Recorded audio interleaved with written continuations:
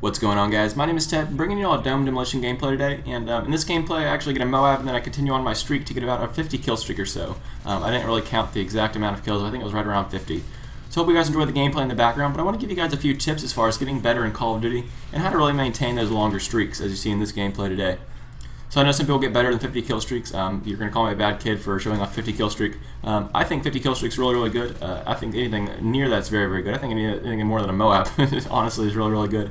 But I want to give you guys some tips as far as my knowledge goes on how to get a little bit better inside of Call of Duty if say you can't get these longer streaks. So the first one, and probably the most important tip that I can give, is to treat every life that you're given in Call of Duty with a lot of importance. So I see way too often in Call of Duty people with a very average kill-death ratio, like a 1-to-1, and I think a lot of that time is that they get inside in these mindsets where if they're not on a kill streak, they don't really care about their life. They're going to be playing very aggressive or very haphazardly. Unless they're on a kill streak, then they'll really hold back, slow down, pause the game, type really quick, and think about what they're going to do at that point. And a lot of times, by that point in time in your life, it's already too late. You're in the wrong spot. You don't have good backup with your teammates. Maybe you don't have a ballistic vest, or maybe you're really low health. It's always good to plot your positions, to plot what you're going to do ahead of time. So whenever I go inside a life, whenever I spawn in, I think in my head, not just, oh, let's run this way, I always plan out where I'm going to go to, what needs to be happening right now. Say there's an objective that needs to be tended to. Always think in advance what you're going to do before you go ahead and do it. So don't be spontaneous, especially not in Call of Duty. Treat it as if it was real life. And I hate to say this because it gets a bad rap, but go ahead and quote-unquote try hard. Always try to do your best inside Call of Duty, even when it's frowned upon in some instances. In the worst case scenario, the other team will get really pissed off at you because you're trying so hard, and that just makes them play worse, which is just one more advantage for you. So always treat every life you have with a lot of importance, and make sure you have a game plan every time you set out after that spawn. The second tip I can give is to always check your corners. I think this is talked about a lot, but I always see it overlooked. People be running inside of a room just with their submachine gun, kind of being careless, and there'll be some guy with some sort of a stealth perk sitting in the corner, making him undetectable, and you'll completely not see him there, and he'll gun you down from behind. It makes you aggravated, and it makes you play a lot worse. Plus, you've just incurred another death, which is not going to help your streak out whatsoever, unless you're on support, then I guess you don't really care. But it's always important to check your corners. So whenever you plan on a room, I suggest like a 4 to 5 sensitivity. That way you can easily glance to the left and to the right whenever you enter a room. Don't completely turn around, go over there and investigate, but do always glance away in each single corner just to make sure that they're clear. And also expect to see someone there. So I see a lot of times people will check the corners and then just expecting no one's going to be there, and then they'll see someone and they'll get gunned down because they weren't really expecting them to be there, and they've already turned their aim away. Well, when you turn over there, be prepared to start shooting someone if they are there. It's just a mindset to get into. It's something that you might not think about first off, but when you start doing it, it'll be really helpful. Moving on to the third tip that I can give is to always play your style and stick with it. So you'll see in this gameplay, I don't switch guns the entire game. If I start doing bad, I don't change up to a PP90 or an MP7. I stick with my playstyle and I evolve around it based on how the game's going. So in this gameplay, I'm using an ACR. It's my personal favorite gun for this map because even though it is a small map, I tend to stay away from the close quarter combat areas. See right here, I've got a nice line of sight. I could not take out this line of sight if I had a submachine gun. And also the perks that I have on my class also definitely benefit me.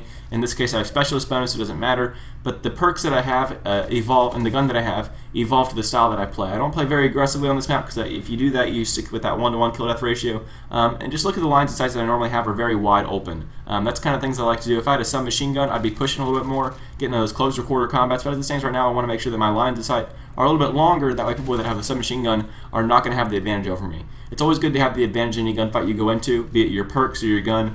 Make sure that you play to the style of your perks and your gun. Don't make your gun and your perks kind of play toward the style of the map. You always want to think about that ahead of time and plot out how you're going to play that game. Moving on to the fourth tip I can give, this is another very important one, is make sure your kill streaks are obtainable. So if you know that you're a 1.1 kill death ratio player, don't go trying to get Osprey Trapper Gunner every single life. It's just not going to work out for you. If you have on those really super high kill streaks when you're going for, and you have like a 1.1 kill death or maybe even less than 1 kill death ratio, you're probably not going to get it, and it's just going to hurt your team out a lot more. If you have like a 1 kill death or maybe even less than 1 kill death ratio, it's not necessarily a bad thing. It's just that you're not really applying yourself as much as you can be, and also you might have unobtainable kill streaks that can really be beasting up your kill death ratio if you get some of the smaller ones.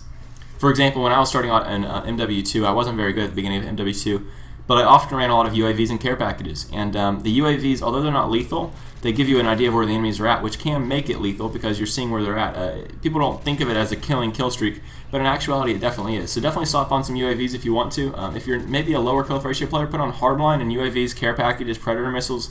Predator's going to get you a kill probably, maybe even 2 or 3. The care package could get you quite a few as well. And the UAV is not just going to help you, but it's also going to help your entire team. So even if you're a lower kill ratio player, you can still get a lot of kills from your kill streaks. Just something to think about other than going for those Osprey chopper gunners and maybe getting one every few games. You want to stick to kill streaks that you can obtain consistently throughout the game, not just once every few games. One last thing that I'll talk about, which is also very, very important, is communication. So whenever I get inside of a game, I've normally got full teams because I like to play with my friends, and just in general I like to be a lot of organized players with me. And that in general makes me play a lot better because when I'm with a full team of people that know what they're doing, that can give me some support kill streaks, things like that, it just makes my job a lot easier, and it makes me not have to have as much skill inside the game. Well, when you're communicating with your friends as well, it's also very important. So if you can give call-outs on where someone kills you at, or where your teammates die at, or where the enemies are at, it'll save you a death. So if you know that someone's in a corner because their teammates just called them out, well, now you know that someone's going to be in that corner when you go turn that corner, and you're not going to die to them. Instead, you're going to pre-fire them or gun them down before they get a chance to shoot at you. That's one extra kill that you have and one extra death that they have, which is definitely good for your team, as well as you've stopped an aggravation. Just in general, it's very aggravating to die to the same person more than once. And if your teammates aren't communicating with you and they're not calling out those people and where the people are hiding at in corners, you're never really going to know, and it's just going to be an aggravating instance. It's nothing that people are going to like. So you want to make sure you communicate with your teammates, and even if you have a full team or not, you can still communicate. If you're on Xbox Live or PC or PS3, PS3 not so much, but definitely Xbox Live and PC, everyone's got a mic. In every lobby you go into, there's going to be at least one guy with a mic, and the least thing that can happen is you get stuck with some guy that's really, really bad, but you can still make a friend out of the deal, which is always good, because people will evolve and they'll get better as you go along, and if you communicate, you're going to become a much better player. So hope these tips helped you guys out. Please leave a like if you enjoyed the video. Leave a comment down below what your tips are for me. Maybe you saw me do something wrong in this gameplay. I always like constructive criticism. Other than that, guys, have a great day, and I'll catch you all later. Bye.